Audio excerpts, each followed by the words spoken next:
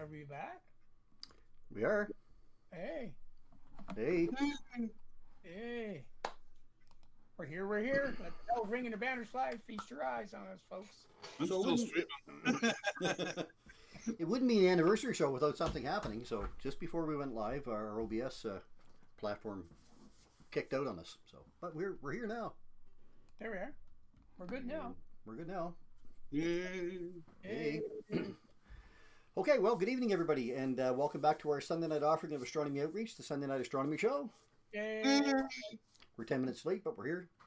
That chews up 10 minutes of our talk. That's great. Exactly. First of all, I'd like to welcome back my two regular co-hosts who have been instrumental in making this show what it is. Mr. Paul Owen from the Moon Shadow Observatory in beautiful Hampton. Hey, Paul. Hello. And Mr. Mike Powell from the PFO Observatory right here in St. John. Hey, Mike. Great to have you back. Hey. My other question remains, what is it?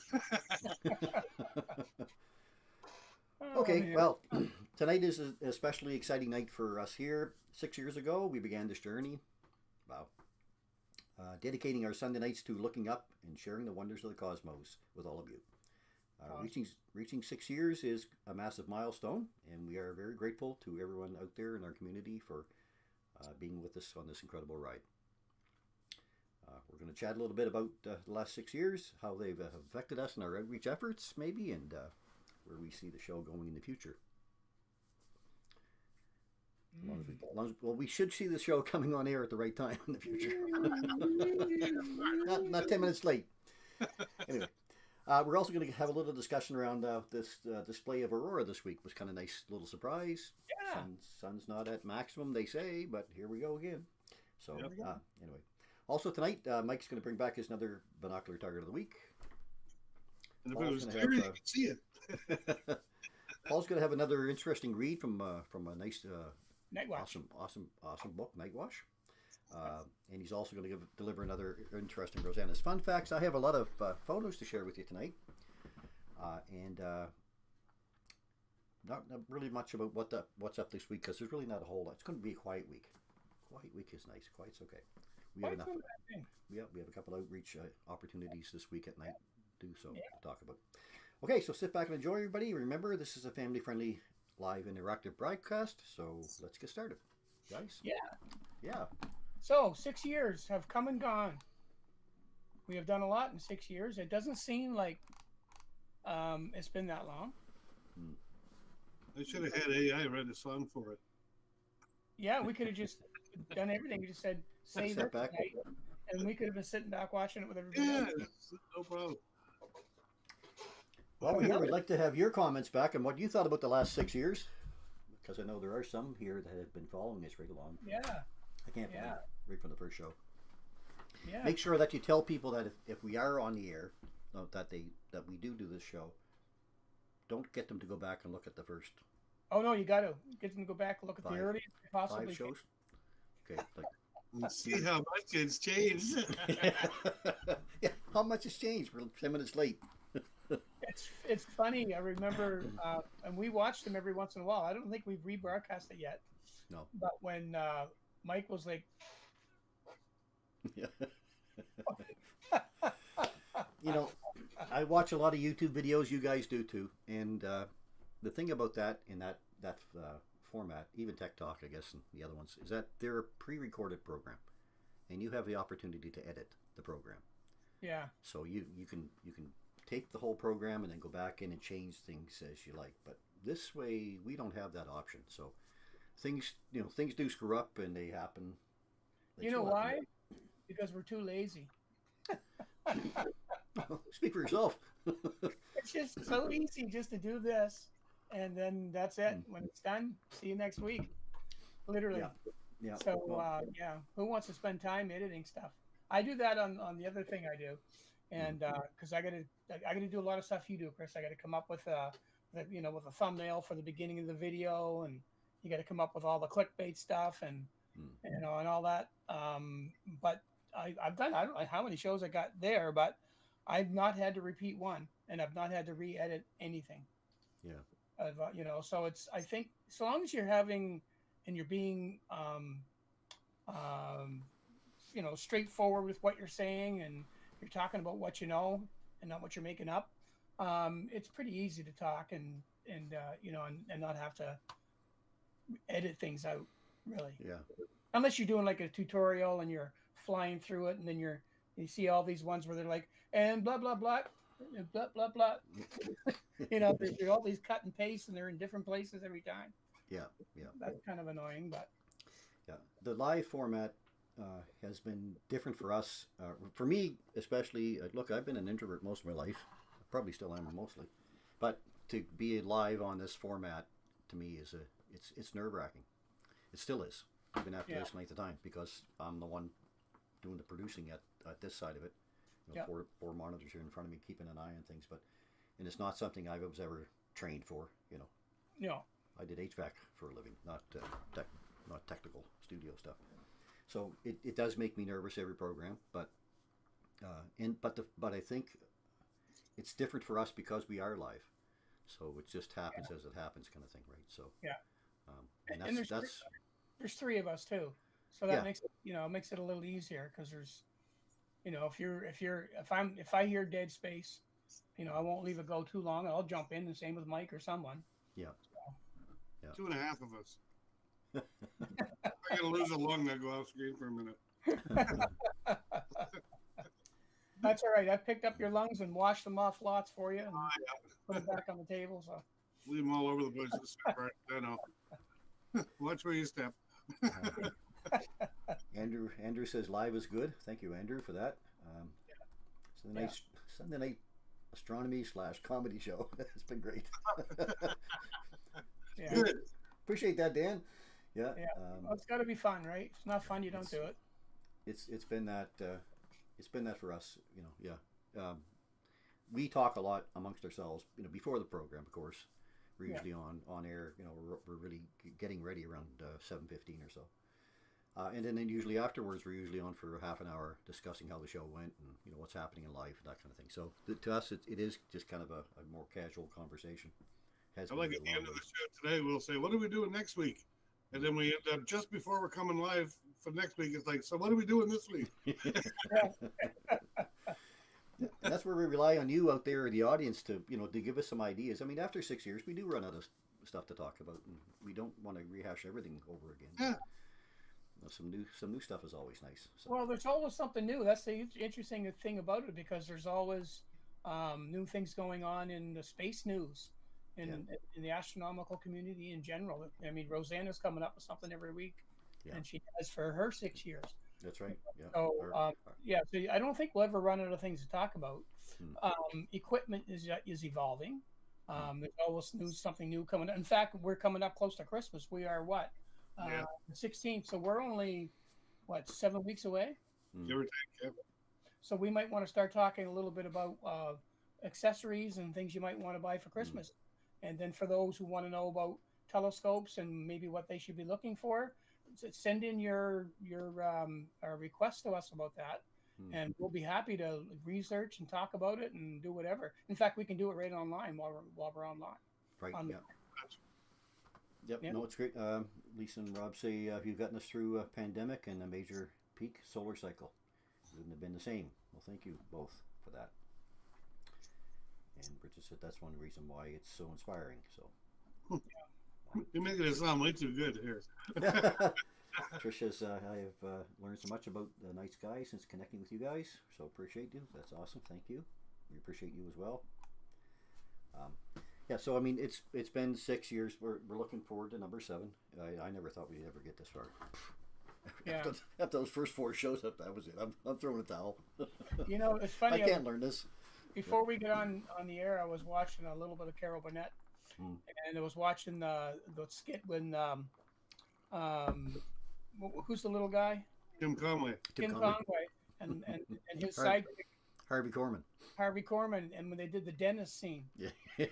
The funniest thing, but it was live. Everything Carol Burnett did was live. Yeah. And so when he was there, and him trying to not laugh, and he can't help himself, and he just busts out a gut because Tim Conway is so funny.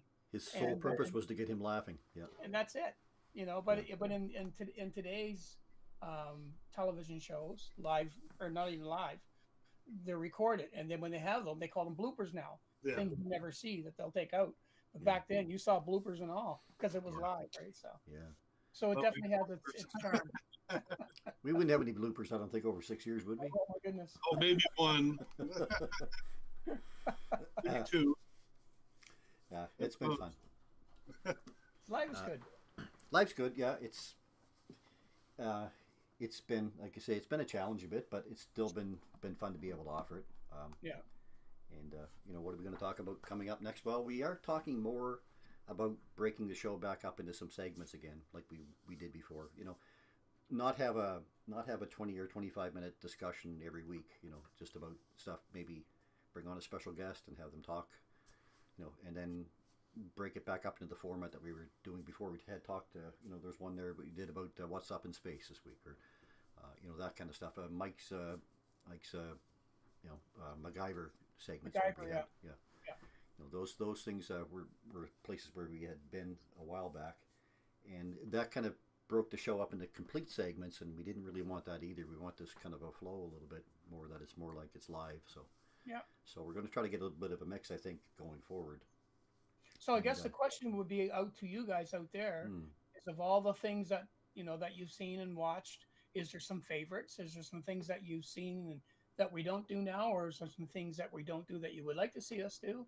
It'd be nice, chime in. Only takes 2 seconds to type, use your fingers, and it'll help us a lot, and it'll help more importantly keep you guys interested in what you're interested about. So right. And the other thing, of course, is our fourth musketeer, Rosanna, who's been with us right from the get go. So yeah, we can't say enough thanks for her. Yeah, sticking by us all this time. How? Why? I don't know. Exactly. I don't get it, but I'm glad she's here. So. Absolutely. It's been awesome. Yeah. And Kurt's been with us semi-regular for the last year or two now. Yeah, exactly. Yeah. Yeah. Our special guest and our storyteller. Yeah. Yeah. Well, a lot of things. He's more of a resident expert than anybody that I know. Yeah. And anytime you have a question, it's very rare that he doesn't know what's going on. And of course, like you said, his folklore and all of that stuff. It's interesting. And he, as long as he's been doing it, I think he's been probably one of the most passionate astronomers that I've ever met. Oh yeah. So it's always appreciative to have him on, because he's a funny guy. Yeah. You get to know him, but he's also got more information than you'll ever need in your life. So that's right. Anyway, that's nice. We appreciate Kurt. Yeah. Yeah, Robert. Robert says. Rob Carson says, I have a suggestion for a show. Yeah, please send it in, Robert, because we'd love to get them, and we're anxious to have fresh ideas coming out on the program. We will for sure over the next few weeks. We will be talking more about Christmas, though, like maybe gifts under $10, gifts under $50, whatever. Yeah. And suggestions for beginner telescopes was always a good one too. So. You know of something in astronomy that's under $50? Oh, I haven't come across anything yet. There's my cat's laser pointer that I use sometimes. So. Okay. Yeah. As soon as you put astronomy laser pointer out, the price triples. Yeah, it does. Red flashlights, right? Well, we were also talking, and we also have a wish list, so we're going to put it out there, and we'll see how many people respond to our wish list. So we're going to put together a list of things we want for Christmas, and no, I'm just kidding. Uh-oh. And now I really feel like Cash Patel. You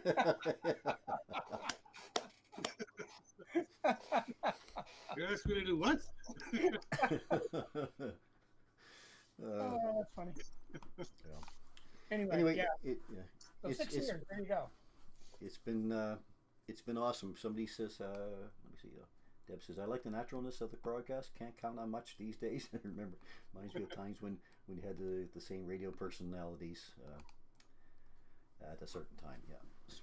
So, well, Deb, that's so true, Deb. It's. How many times when we were growing up did we listen to Talk of the Town or Donnie in the Morning? Those are the people that you listen to because there was certain content that they would provide, and that's what you did. But with the internet and stuff, we've gotten away from that whole thing, Yeah. And so I think this live thing, maybe it might kind of put us back a little bit like the way it used to be. So that's a great comment, Deb. Thanks. The other thing about the live broadcast too, you've probably noticed that we're never right on an hour. You know, if we don't have enough material, we're at 58 minutes. If we have too much, we're at an hour and a half. You know, it's just we just kind of go with the flow, and whatever Yeah. time it takes. You know, if you want to drop off, that's understandable after an hour. If that's all the time you have, but you know, we just go until we've covered the topic that we wanted to cover that week. So, Yeah. but anyway, it's been a lot of fun, everybody. You know, we're very appreciative of the audience we've developed here and the following, and it means so much to us to be able to continue to offer it and to have your support along the way. So thank you, everybody. Yeah. Thank you. Appreciate it. Look, Yeah. that took me off guard when you're at the beach and somebody walks up and goes, "Are you one of the guys on that show?" And of course, I go, "What You show?" mean Canada's Most Wanted? Yeah, what show? St. John's Most Wanted. Yeah. I was on the TV show Definition once. Okay. What are some of your favorite moments or events over the last 6 years? Wow.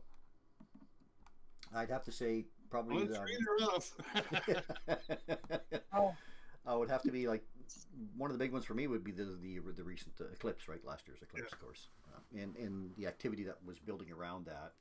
yeah. You know, the talking and us going up to Florence, Florida, yeah. to see the whole event. I mean, that Yeah. had to be for me, Derek, one of the largest events. I love talking about star parties or showing images of star parties. The aurora shows that we've had, like last October and what was it, February, March, I think it was. March, yeah. Twice, yeah, March. March. They were big shows. Yeah. I remember way back I did a show for kids. Remember that one? Yes, I had cocoa everywhere and flour everywhere. I was Yeah. making That was making fun. moon craters and Oh yeah. that was kind of fun. Yeah, that's my memory. So, but I mean, just trying to keep it all together has been my focus, I think, over it. But those were some of the fun moments, I think. Getting laughing at ourselves because of how things were being produced at the beginning, and even sometimes now, after a show, we'll laugh about what happened or whatever. But Yeah. it's just keeping it light, knowing that our audience is knows. I think our audience expects it now, for some of the live stuff. So, what about you guys? Yeah. No. Go ahead, Mike. What are your thoughts? I was gonna say one of my favorite shows that we did. We actually got through it because Paul and I were inside. You were outside with your LXD75, and we were trying to teach people how to do a polar alignment and to get the scope set up. Yeah, And we're that was trying fun. to talk Chris through it. It's like, yeah, this is, I don't know. Sometimes you felt like you had no idea what we were talking about, or if we were just saying it wrong, but it was so funny. It's still in the suitcase. It's still in the case. I never laughed so hard. Yeah, that was. That was one of the shows that I enjoyed doing very, very much. Yeah. It That was fun. was all get out, is it going to work? Well, let's get outside and try it, right? Yeah. And here we go. Oh, no. Yeah. Yeah. Yeah. Took some planning to get one out of the way, but that was That was a fun. good one. That was a good show. Yeah. Anyway, but there's been so many. It's I enjoyed the tutorial stuff, doing that. To me, I think that's fun because it's helping people out there who maybe don't know how to do something or want to get started in something. Because in this hobby, there's people coming and going all the time, and there's a lot of people coming through and they're just beginning, and so it's easy enough to put something together and show you, say, well, this is kind of how you do it, and here's a tutorial on that. And if somebody can get something out of that, and then it may start them on their journey, and who knows, where they'll end up. I know we have a fellow who watches and a friend of ours, Winston Koch, and I hope I said his name right, Koch or Koki, I can't remember, but either way, I watched him struggle, just trying to get focus on a C9 1/4, and now here he is today, creating some really, really nice images. Yeah. Jolie Craswell, same thing, so you see a lot of that progression. Not that we had a lot or even any to do with it, but it's just the fact that watching somebody grow like that, it's rewarding in itself, and that's one of the reasons why we do this. Yeah. Yeah. I think we've kind of accepted the fact that we're kind of like the welcoming, door. Yeah. Come We're on into the welcome. hobby. Yeah, exactly. Well, we are. I mean, the hobby's a great hobby. Come on in and have a look around if you want to go astrophotography, if you want to go studying something else, or you're all about the moon or whatever. It has been a very interesting hobby for me, for sure. Yeah.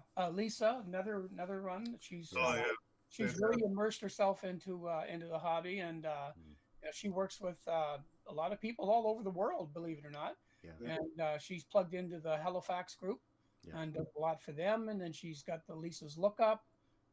So she's done tons and still continues to do so. Her and Rob. So there's another. And just off the top of my head, just some of the folks. Yeah. Look at Kathy Adams, who just kind of started. Finding out about astronomy. I think when we started that talk thing on Wednesday nights, and now she's producing some really, really nice images consistently. Robert with his son stuff. Everybody's growing, which is nice to see.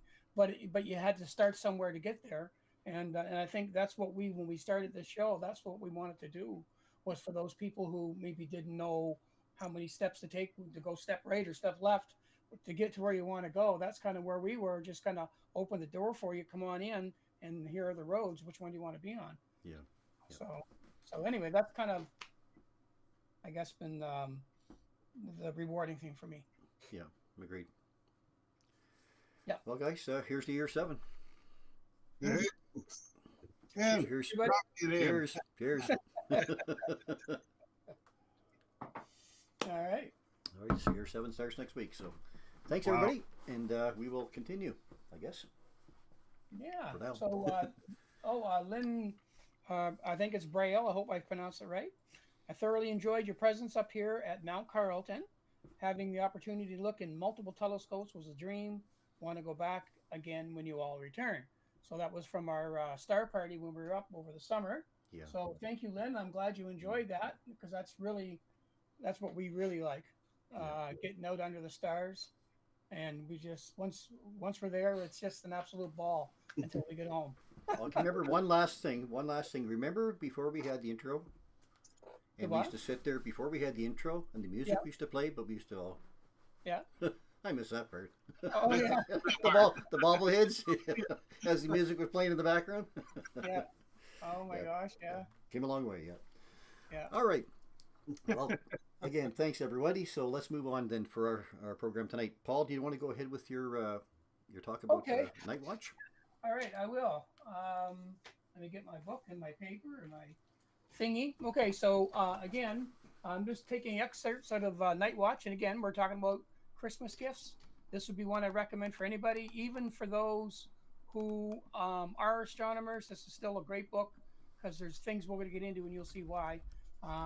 For everything from learning for the beginners to maps to what should I look at tonight, all of that stuff, it's all in there. So tonight, I wanted to talk about this little, it's just a one-pager.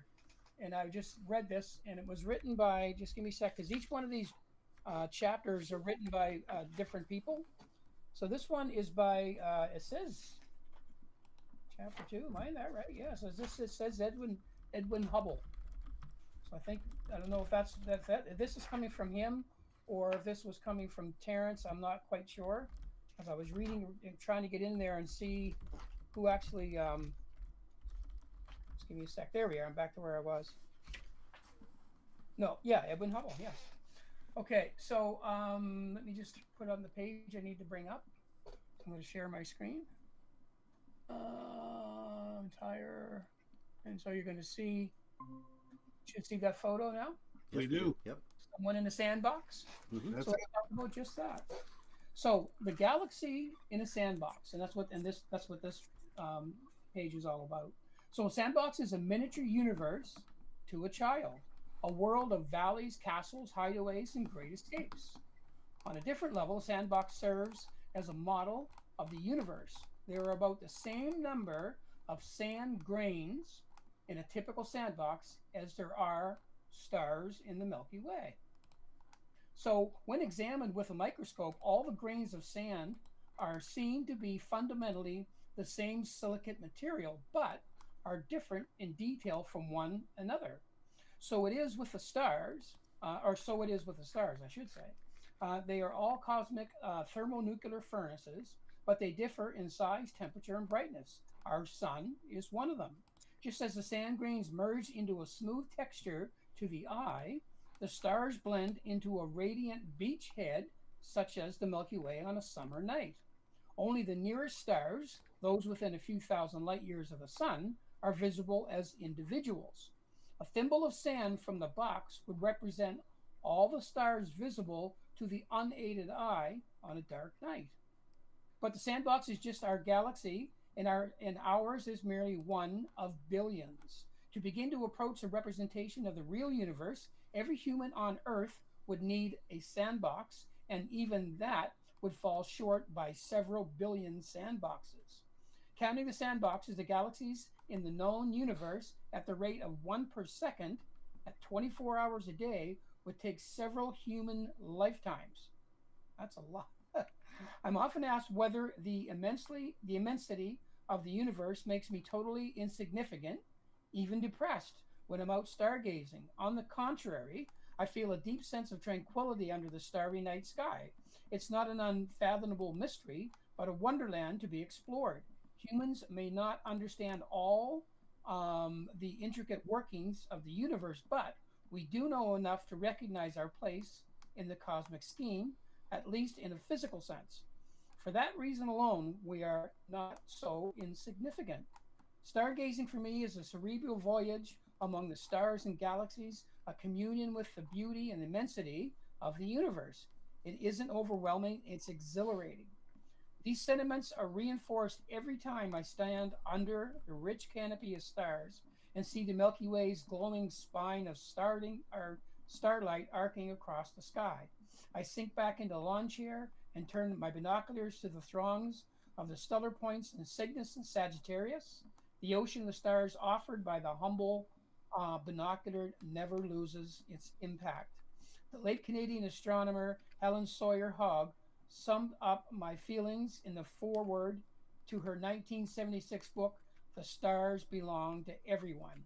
Many people tend to postpone their enjoyment of the stars because they are consistently with us, but very little time is required to see and enjoy the beauties of the night sky. Once you come to know them, they never lose their appeal. So that was just one little, there we go. That was just one little excerpt from the Night Watch book. And it just kind of gives you a perspective. Each time you read it, it's always these little bites. And each one of these chapters are written by different people. So there's a lot of different perspectives that go on in that book. Not only the educational side of things, but also the emotional connection to our cosmos. And I think that's why we're all here, is because of that connection some way or another. We're attracted to it. So anyway, that's from that Night Watch book.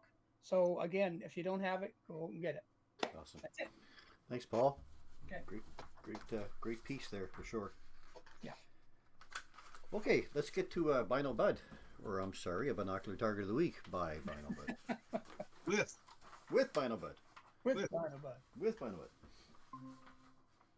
Alrighty, with Bino Bud, binocular target of the week this week is, and this has been up before, the Seven Sisters of the Pole. Ooh.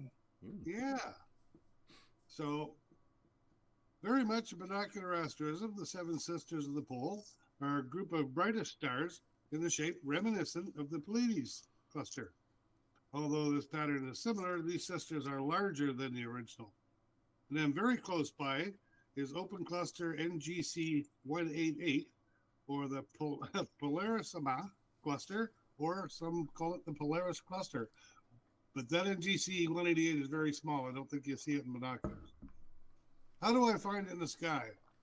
Well, if it was a clear night, that we don't seem to have much on Sunday nights, go inside at 10 o'clock, look due north right up in Polaris. There's Polaris, and there's the Seven Sisters of the Pole. It looks like a version of the Pleiades cluster, just larger. You can't miss it. It's right there. It'll jump out in front of you. What it look like? I took this photograph the other night. There it is there. There's Polaris, actually. And then there's that cluster. And you can see how much it looks like the Pleiades cluster over here. Or the Pleiades, however you like to pronounce it. So it very much looks like the Seven Sisters. 10 by 50 binoculars, it's got to be 7 or 10 size, it's huge. It's going to take you out of your whole field of view. Just put Polaris in the corner, and you'll get the Seven Sisters of the Pole in the rest of your field of view. And they're nice, bright stars. They'll stand out from each other. Compared to the full moon, 7 to 10 full moons, easy. So it's nice, large, bright cluster. You can see it's very easy in a pair of binoculars, and it does. It reminds you of the Pleiades cluster when you look up at it. Yeah. And, of course, it's time to make everybody groan. Are we ready? What happened? An astronaut steps on chewing gum. He gets stuck in orbit. Oh. Well, yeah. That's binocular target of the week with Bino Bud. Oh, man. I tried to laugh, but I just can't.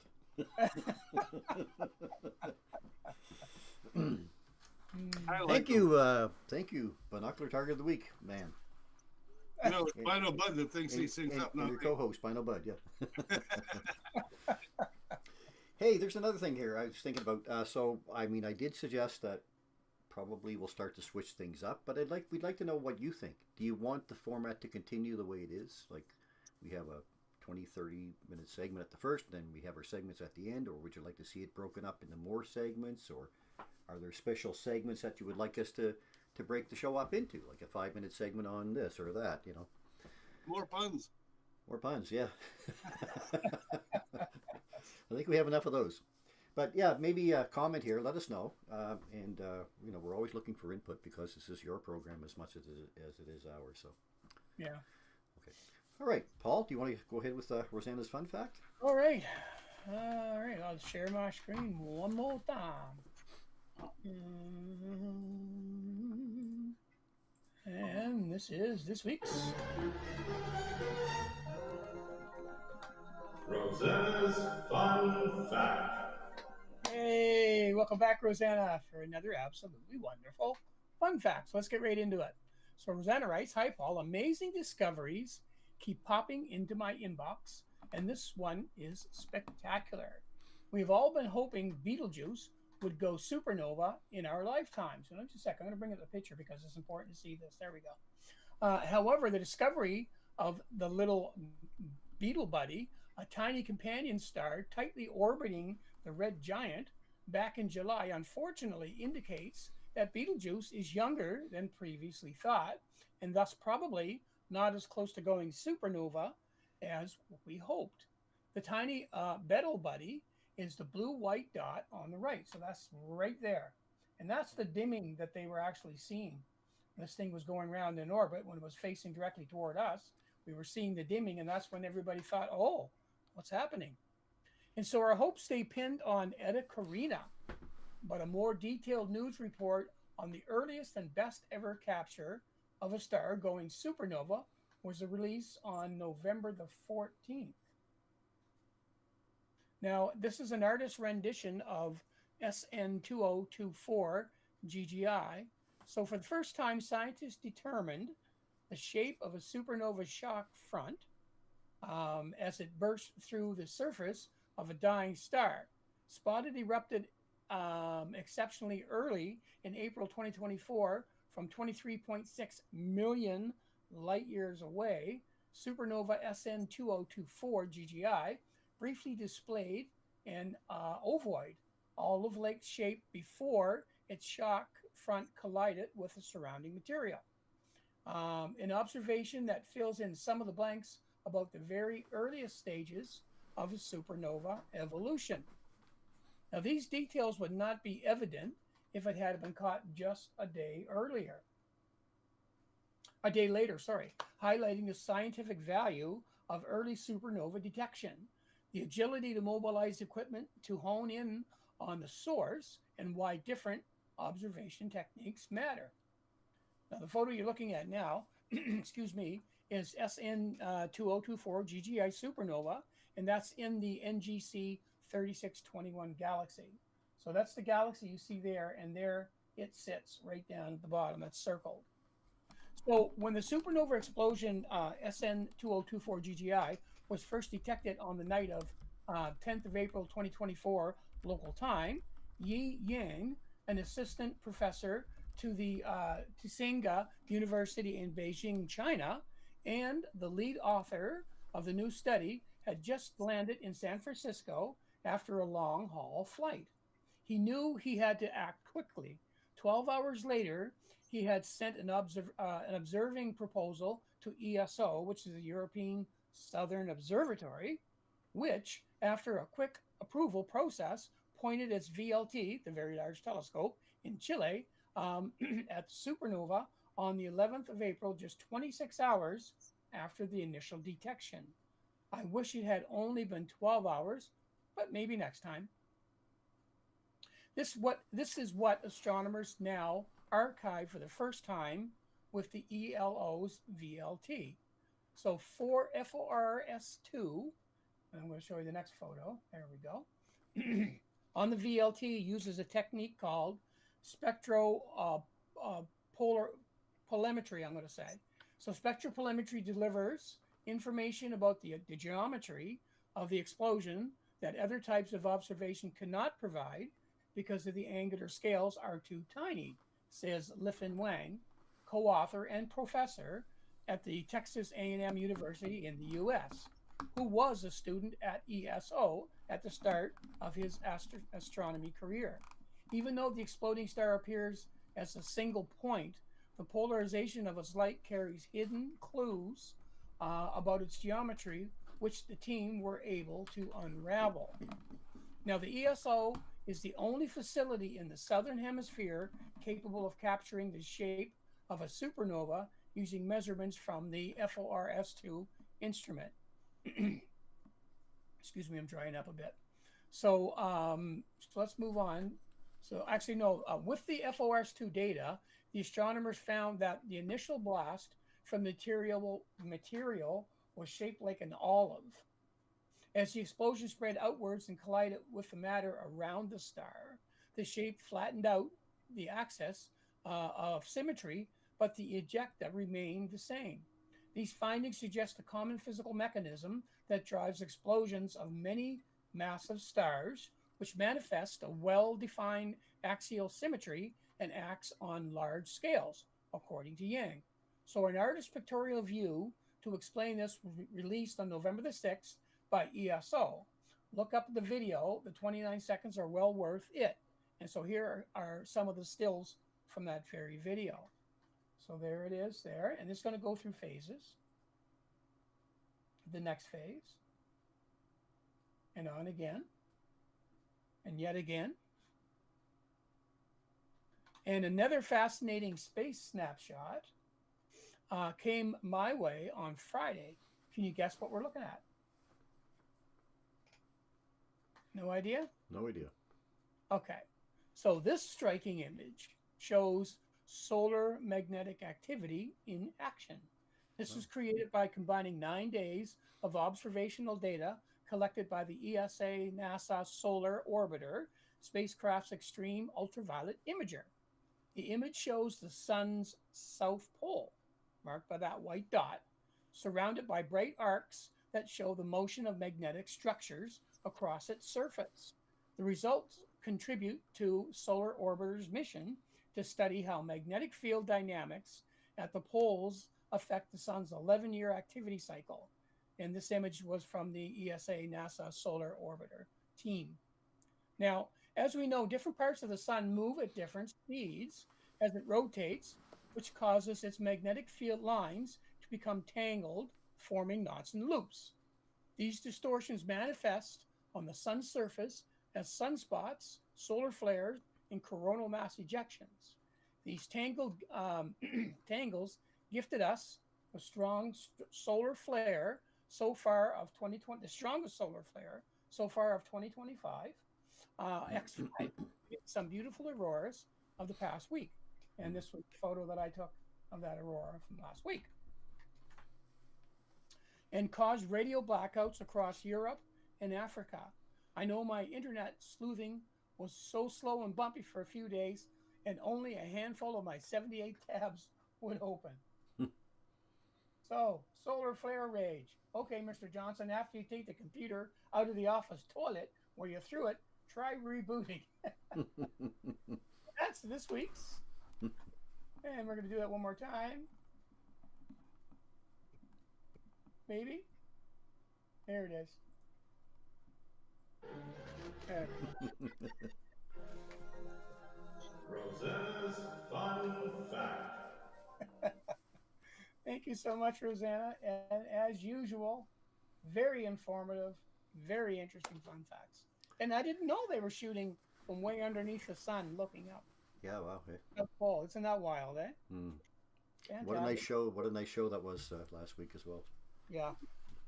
Hey, there's another guy that we hadn't mentioned about thanking is Peter, who does our Rosanna's Fun Facts. Yeah. Peter Visma. Yeah, Peter Visma. Yes, that's right. Last That's member. right. And there's some stuff that Rosanna's brother Chris does as well. So Right. Chris, from all the way out in Vancouver. So big Yeah. shout out to Chris. Hey, Chris. Thank you, Chris. Thank you, Chris. All right. Thank you, Rosanna. Let's get to our photos because we're running a little bit late because we started a little bit late, but we can get some photos up here. So give me a moment here. I'm gonna put everybody on pause over there in YouTube and Facebook land while I share my screen and get some photos ready to go. Yes. No, it took off enough here. I guess while you're doing that, I can plug myself. Somebody asked me if I'm doing calendars this year. Yes. Okay. I am. They're not. I might do an astronomy one. I might have enough time to put one of those together, but I have one that I've got ready for sale. And what I do with that is part of the proceeds from that go to our local food bank. So so I'll make that announcement on the show next week when I have them. Show you what it is, and then if you want to get one, that would be wonderful. Awesome. Hang on, Paul. We're just they're not popping up where I want them to. All right. A second, I'll put them over here. Sorry, folks. Just give me a second. I think we're going to be okay. Going to stop presenting and present again. All right. Just going to go here. You're cooking with propane. Is that okay? Yeah. That's beautiful. Anyway, there. Okay. Very nice. Right now, let's get our audience back. Here we go. And let's click on this. We can get this up. There. There. I think we're okay. Yeah, looks good. Okay, so what do we got? Well, these come from Dwayne Schwab. Dwayne says, "Hey Chris, there are a lot of Aurora pictures being shared this evening. Without doubt, that was the other night, of course. But I had to share a few as it's likely the most pink I've ever seen, and I've been blessed with a lot of opportunities to view the Aurora. So there we go. Yeah, look at that band, eh? Nicely Wow. done, eh? Yeah. Spikes are marvelous. There's a second one that he had. Yeah. Right on. Where was that at? Gonna say he's not down where He we didn't are. say. Yeah, he didn't say. Man, beautiful. Beautiful. Yeah. Wow. Nice. That's close. Thanks, Dwayne. Bridget Green. Hey, Chris, you said this was a half hour ago in front of our house in Willow Grove. Oh, that's not her. Next to it. Where we at? Yeah. There it is. Yeah. I saw those that night when I wondered if the bottom half of that, I know they're clouds, but were some of those not dilucent? I wonder if we can find out. Yeah, might have been. Kurt would know. Kurt would know. Kirk, no, Yeah. yeah. All the time, and then that's Kurt. He would know. Because some of the clouds I got were really, really different looking, and they were kind of, they got that translucent glow to them or something. But anyway, Nicely done. She says, yeah, I heard you on shift. I'm so excited that I thought of snatching my husband's phone since mine is a dinosaur. So there you go. What a beautiful night, she said, and sure was, Bridget. yeah, very Thank you beautiful for shot. that. Okay, where am I at now? Hang on. I get these all mixed up in order. These are still Bridget's, yeah. Sorry. So she did have a few here. Yes, sir. Oh, look at that. People got to see a lot more red than I got to see, I guess. Yeah, me Yeah. too. Yeah. Yeah, there's tons of red out my way. Yeah, I think this is Brad. Yeah, this is Brad Perry. Okay, so, hey, she says, Brad Perry says, hey, Chris, There's a couple of captures from the week. This is the first one is an aurora capture from November the 12th, taken in Astle, A-S-T-L-E. Mm-hmm. NB. He said, I missed the really big show the night before because I didn't realize we got a break in the clouds. And when I did get out the following night, the clouds started rolling in before the aurora really kicked off. So we only got a partial view. He said, that said, he said, if it were easy, I wouldn't be rewarding. It wouldn't be rewarding. That's right. Very nice job, Brad. Yeah, so there's Delphinus on the left, right there. And then you go up a little bit. I think he's right over Cygnus, isn't he? Let's go up a little bit. Yeah, that's Cygnus. Yeah, there we are. Okay, so now I know where I'm at. Yeah, there's their Northern Cross. Yes, yes, sir. Great capture. Wow, that's high. Yeah, it is. That's really high. Yeah. Yeah. Wow. Yeah. Well done. Well done. All right, and this one, he says, the second photo is of the Starlink passed on Saturday night. Yes, sir. Thanks to your post about it, he said. This is made up of 22 consecutive and 8-second exposures. It was the brightest Starlink pass I've seen. That's true for me as well, Brad. It was pretty impressive. I mean, I know there's a lot of people, there's a lot of controversy over it, and I'm not saying, more satellites in space is a good thing. All I'm saying is that when you get an opportunity to show it to your kids, let them go out and take a look and let them judge, because they're the ones that are going to be dealing with them a lot more too. So get their interest up in what's happening. All they got to do is sit back on a nice clear night and look up, and they'll see 100 of them in the night, easy. We know that there are more and more every day. Not every day, but I guess every few days. So it's. I call it a love-hate relationship. I hate it, but I love seeing the trains. Yeah, love seeing the trains. That's right. Yeah, they're fun to watch. They are, and I was fortunate because somebody had mentioned it to me the other day. They had sent me an image of one or a video. I put the video up, and then I went to the site to take a look, and sure enough, a couple of days later, there was going to be another one. So I put the notice out about this one, and there may be another one coming up this week as well. But I'll keep an eye out for everybody because they are fun to watch. They are. Nice job, Brad. And I got a pile of those images too. Anyway, thank you, Brad. Yes. So Jennifer LG's back again. She says, "Hi, Chris. I haven't been extremely active lately, but I do have a couple of photos for you." She said, "Milky Way looking south, taken with my camera and a 35mm lens. Nicely done, eh?" Yeah, nice job. Yeah. That's cluster there. And this one here, the Pelican Nebula. She says, taken with my dwarf 3. Wow. Okay. Beauty. Here's the Pelican. Can everybody see it? Does everybody know? Can they make out that that's a pelican? No. It looks like a pig or something to me. I don't know. Well, you look at. I can't use my mouse. You see that big blue star almost in the center? He's looking at it. That's the offset eye. Right beside it is you go to your right. Oh, right this way. Yeah, right there. That's the eye. No, it's not lit, but that big hole is the offset. The top of it's the head. The long part's the beak, or the bill. Okay, yeah, okay, way down here, yeah. There you go. Hey, look at that. Pull back from the picture a bit so you can see it better. There you go. Yeah. So there's a pelican right there. That's his head. So that's what when they say call it the Pelican Nebula. That's why. Okay, looks more like a snake. I was gonna say pterodactyl to me, but yeah, whatever. Each his own, yeah. Some kind of a big bird with a long bill. There you go.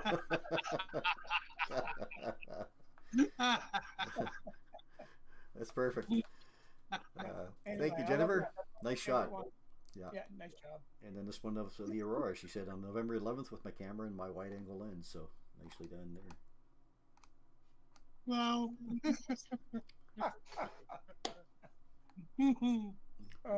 That's nice. Look at the color. Look at the color of the lake or the water. That's incredible. Yeah. That's incredible. Fantastic. Reflection there, yeah. Wow. Damn. Nice shot. Nice, Jennifer. Beautiful view. Thank you for those. And this is from. I have to look up Mary Lou Harris, right? Cumberland Bay, she says, of her capture. Yes, nice. sir. Nice and dark up there. Yeah. These came from Jeff Dalton. Jeff said, I took advantage of the clear sky yesterday and took a peek at the sun, snapping some photos. Now, this wasn't just yesterday, but... the sun was snapping photos? I think the CME started for this aurora. Was I that? wonder, There's I the wonder big what right there. the sun was taking pictures of. What's that? I wonder what the sun was taking pictures of. The sun was snapping photos. I took advantage of the clear sky yesterday and took a peek at the sun, comma, snapping some photos. There you go. Funny. You got to put the commas in the right spot. Great captures, Jeff, and that got that nice big sunspot that gave us all that thrill this week. So Yeah. facing right there, Wow. 4274. That's gone now, past over the limb, and it'll It's be right 2 on the weeks. edge. I photographed it yesterday. It'll be 2 weeks before it's back again, but it's It's the huge, second go around for that one, so that could be. Good Could be size, another yeah. That's one. probably one of the larger ones this It is. last fall, was it? It is. It is one of the largest of the solar cycle. Yes. And that flare from that, the X 4.5 was the fifth largest, I think, in the solar cycle. Yeah. Yeah. So it's Wow. still. I mean, it was a monster. Still a monster going around the corner, and 2 weeks time it might still be again. So we'll keep our fingers crossed. Yeah. There. Okay. Big. I'm going to go from there to Dev Dobson's. Yeah, this is Dev Dobson's image here. Wow. Nicely done. This is when I Color had all the cloud, right? Yeah. Mark Burnett from Quispam Sis. Aurora and Clouds. Nice. Very nice. This one Well, from Chris Diane. Pam knows. Oh, Yeah, Diane Croswell. Yeah. You know Diane. She's Beautiful got shot. this one. Where was she? Did she say? I don't know if she was down in Penfield or not for that one. She may be on here. She might be able to tell us. I think it looks more like St. George to me, but You know, could be. Anyway, she got a nice view from wherever she is. yeah. Top of the hill. Yeah. This is from Sue Griffith in Lorneville. Wow, look at that red, eh? Yeah, Sue, yep. Okay, just making sure I keep going up here to make sure I get the right name. Because I give them the right credit. So With a ground reflection. yeah, Yep. Good. Just the clouds, yeah, opened it right up. Tina Harrison from Rosse. This nice shot. nice. Oh, that's right down at the Renforth, the near Renforth. Yeah, yeah, that little building here. Rothway Park or whatever, not the park, but anyway. Yeah, out past the. Didn't we aqua. set up there with telescopes one time? We did. Yeah. Yeah, right. Right. on. Yeah, we did. Yeah, the mayor came by and everything. Yeah, these clouds were hanging around, stubborn for us for. Oh, yeah. So yeah. That's what jounded me up was those clouds. Now, this one is from Meredith, I think. Yeah, Meredith Dow. Yeah, from Maine, actually, from Calais, I think. It's like the North American Nebula, doesn't it? Yeah, yes, yeah.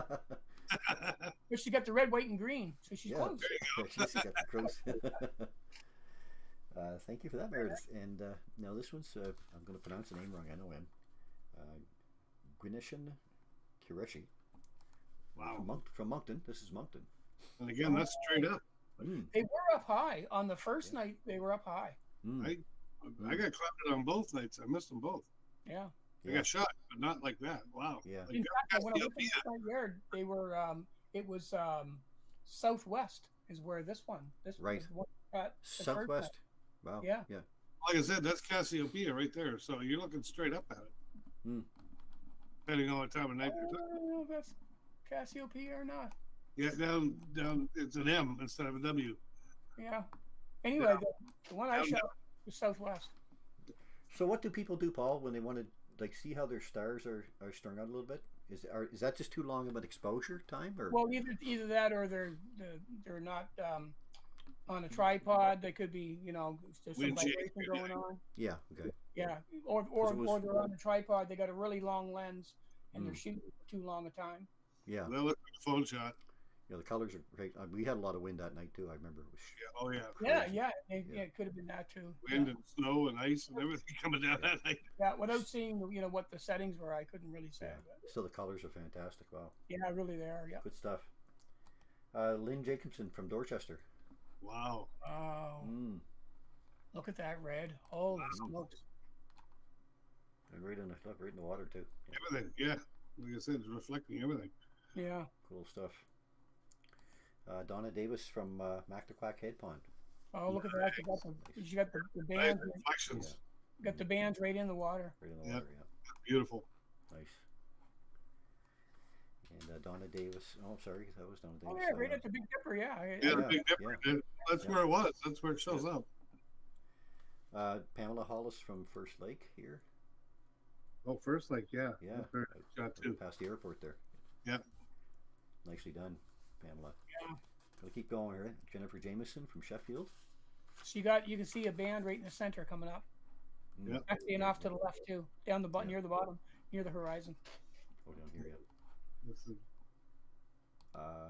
This one comes from. I have to peek here. Make sure I get the right. Sherry Quijano, we'll say, from Penfield. That's in Penfield. Shadow and then the aurora in the background. That's cool. So she looks like she had her car headlights on. Yeah. And, or at least the flashlight behind her. Yeah. Yeah, very cool.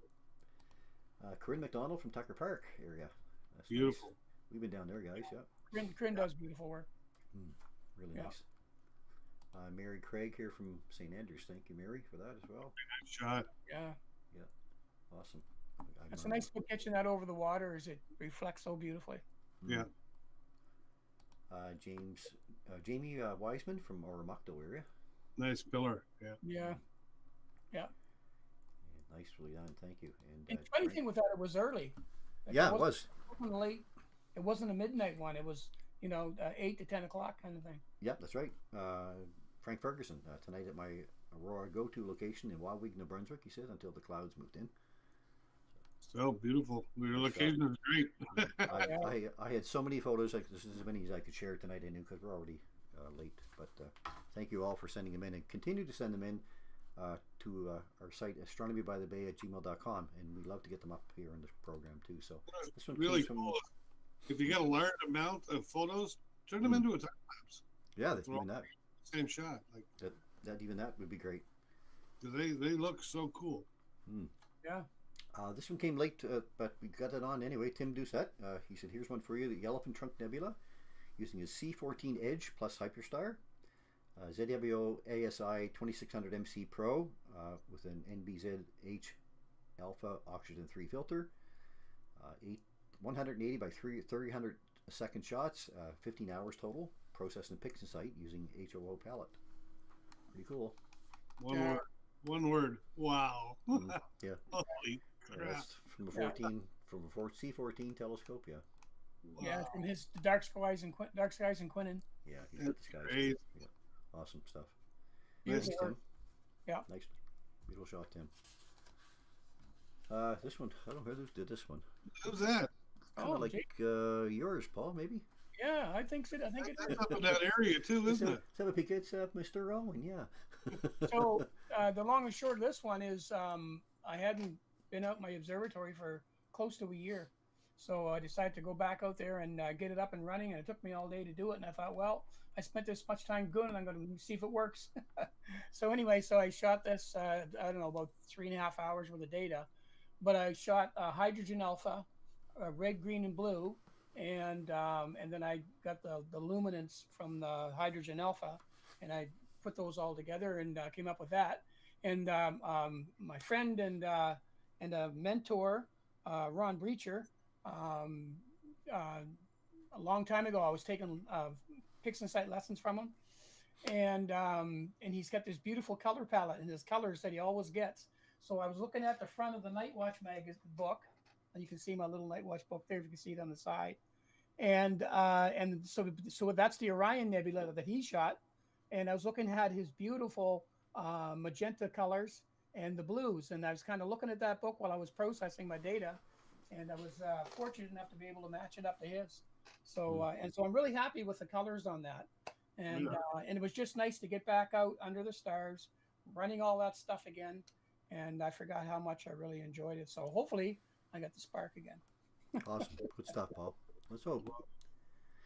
Especially when on these long nights of winter coming. Yep, and they're early. Yeah, they are. Yeah, Mr. You don't have to stay up all night if you don't want to. That's right, Mr. Powell. I said I hadn't shot the sun in 5 months, so I just stepped outside and took a quick shot. But if you zoom in, you can see the sunspots a little bit, and then that big one's right on the top corner. Right up here, yes. Oh yeah. Is that same one we just saw? That's the same one. It's rotated to there. Okay. 2 days ago? Yeah. Yesterday. Yesterday, yeah. Oh, nice.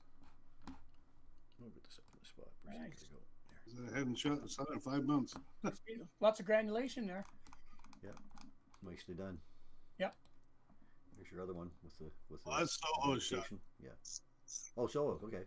Yeah, I always post a Soho shot with my shots to show Nice. what they see. There's Earth in comparison. Yeah, Oh, so you can get very the proper orientation when you do them. Yeah. Okay. Yeah. Yeah. So Okay. yeah, there's Jupiter and the Earth physical sizes compared to the Sun. good. Yeah. Unreal. Wow. Good stuff, Mike. Oh, and this one came from Mark Pitkin. Mark was clouded out. We're sorry, Mark. Thanks for all the shares. Oh, and by the way, as well, Mark has been sharing our show for, I don't know, to 15 or 20 different sites every week. So we appreciate that. Thanks too, as very well. much. Yep. He's the Bronte astronomer, right? He is. Yeah. Yeah. So you should look him up or look at his Facebook Yeah, page exactly. and hook up to him, the Bronte astronomer. Bronte Yeah, Astronomy. they're doing some incredible outreach work up there. They are for sure. Yeah. Yeah, what a great group of people. So if you have any photos you'd like to share, you know where to send them. Send them into astronomybythebay@gmail.com, and we'll be happy to have them up on our next broadcast. Right, guys? Yep. Yes. Okay. Always. Not gonna talk anything about events this week because here we are. We're looking at we're at 16th, so we got a Leonid meteor shower peak tomorrow. Wow. Pre dawn. Probably not going to get much of a chance here. Moon's at apogee. The new moon's coming up, so really not a whole lot happening there for the next week or so. But you want to find out where this chart is, you can download it yourself. You can go to Lisa's Look Up Astronomy and More. Lisa puts this chart out at the top of her page every month, and she lists the event, the date of the event, the peak times, and the seeing tools, what you need to see it with, naked eye, binoculars, or a telescope. A challenge I could see on Lisa's chart that the lunar straight wall is visible on the 28th. So for those who like to use just even small telescopes, I think you can see it. And challenge yourself. Go look it up on the internet. What is the lunar straight wall and where is it? And then go find it on the 28th. It's a Friday night. So you're done work for the week. If it's a clear night, get outside. What else have you got to do, right? Yeah. What else you got to do? And there's your challenge. Perfect. Thanks, Paul. Yeah. Like I say, you can find Lisa at Ruby Moonbeams on Instagram, Mastodon, Facebook, Threads, and now on Blue Sky. Thank you, Lisa. And our regular chart here from Kurt Nason. This is the 6-week schedule here for November, December. Right up to mid-December, I guess. You can also get this chart at sjastronomy.ca. Download it from there for free. And of course, this is the week coming up, so Kurt does list a lot of events that are happening. Up here is the schedule for Jupiter, because Jupiter is getting prime now in our evening sky, and there are times when you can see the transits of the 4 Galilean moons across the face of Jupiter and see their shadows. So these are all notes up here. You can follow these notes to put you in place here on the calendar. Anyway, you can find that calendar at sjastronomy.ca. And that should be it for that, guys. So let me stop sharing. Let me stop sharing button. Oh, we're here. Okay. There. I think that's it. There we go. Okay. Yeah, I just need to get our last part of our segment here. So,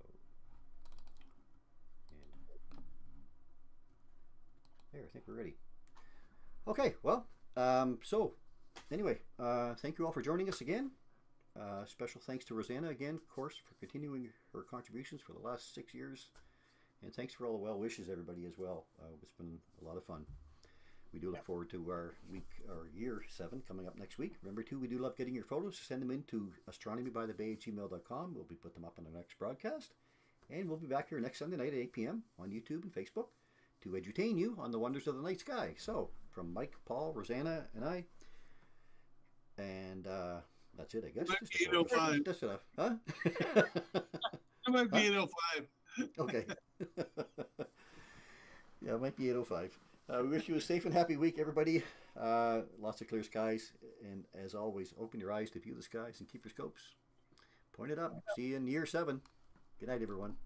Right. All right.